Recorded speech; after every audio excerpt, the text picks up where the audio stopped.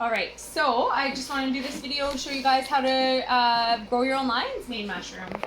So a little background about this guy. So right now it's been incubating in the incubation room for about 2 to 3 weeks. Actually, sorry, lion's mane is about 2 weeks. Before that, we filled this up with red oak sawdust and organic soy hull, sterilized it, and inoculated it using organic rye grain in the lab. So lion's mane, if you've watched our Grow Your Own Oyster Mushroom video, the mycelium is a lot different than oyster mushroom. It's actually a lot wispier and lighter. So you can see this is a Grow Your Own Oyster kit.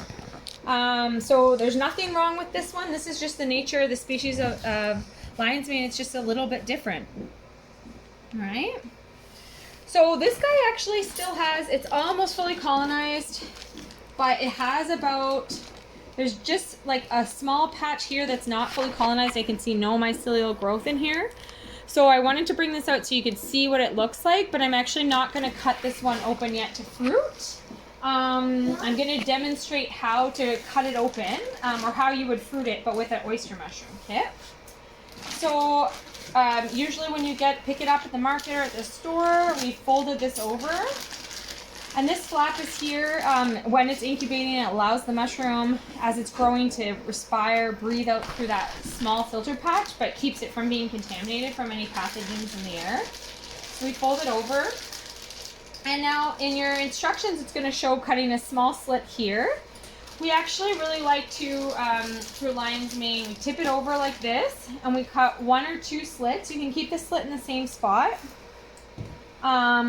Or you can, if you're starting to see pins anywhere, you can cut pin or slice it near where you see them pinning. But we like to do, when we're controlling it, about a 3-inch slit near the top, and then another 3-inch slit kind of offset from it, so that when your fruits grow, they're not going to be like bouncing into each other. And so what I did is I just sterilized my sharp blade with a little bit of alcohol. You can do the same thing, let it evaporate so that you're kind of having a sterilized blade and you're not introducing any pathogens. We flip it on the side so that the flap stays down and we don't have mushrooms growing up in there, because it's not as nice if you're not getting enough fresh air for your mushrooms. You want to fruit it like a shelf, because that's definitely, lion's mane will sometimes grow in the forest like that. No problem, but we recommend taping that flap back or pushing it up against the kitchen counter so that you don't accidentally have mushroom growth in the top of your kit.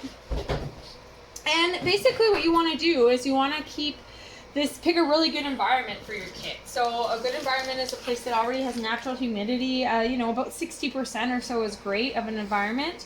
And then you keep a misting bottle, something like this. This is alcohol, I'm not going to spray it, but you mist around the environment, not directly in the slits, but just kind of humidify the environment. We really suggest kitchens because there's already your boiling water, there's natural humidity, you're in there at least twice a day, if not 3 times a day.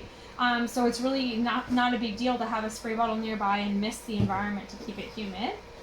And to generally just keep an eye on your kits. It gets a little bit more challenging, during the winter months because your heater's running to maintain the humidity of your house. So just stay on top of it. 3 times a day, mist the environment around. You might consider putting it into a container that will keep the environment up, but we usually say keep the top off so that you still have lots of fresh air exchange, so something inside of that. So lion's mane, when it's ready to harvest, I've got a kit here that's actually probably a little bit overgrown. You can see there's a little bit of yellowing at the top, and we want to pick it before that it gets there. But you can see the teeth are just starting to grow. And once the teeth are starting to grow, that means it's going to start to reproduce spores, and that means it's ready to harvest. So what you're going to do is you're not going to slice it off from the block. You're going to kind of grab as low on the lion's mane as you can and twist. It should come off pretty easily. And you're going to want to pull off some of the sawdust with it. And that's because this is a fruit. What you don't want to have happen is leaving your fruit on your block and then it's going to rot. You actually want to make sure that you're taking all of that with you. And then you can trim that off. And lion's mane doesn't need a lot of trimming. It doesn't have like a tough stipe or tough stem. You just really need to get that hardwood sawdust bit off. Okay? And sometimes, if you're really ambitious, you can try and do some experimentation with that. Try and use this to colonize wood chips. Lion's mane is not quite as aggressive as oyster mushrooms that way, but hey, give it a try, and at the very least, it's a great compost. So keep this in the fridge until you're ready to eat it. And you want to harvest everything. When it's ready, you harvest it. You don't leave it. Your mushrooms will become overgrown quickly that way. So what you want to do is harvest everything, and yeah, you'll have a few meals out of it, but just keep it in the fridge until you want to use it all.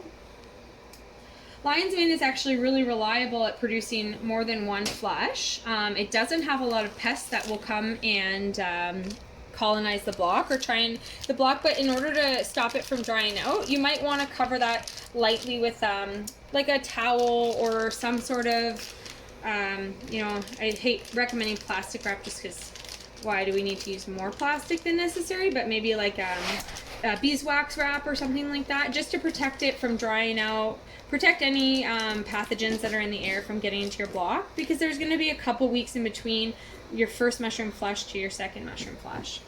And I think that's all I wanted to say for the lion's mane.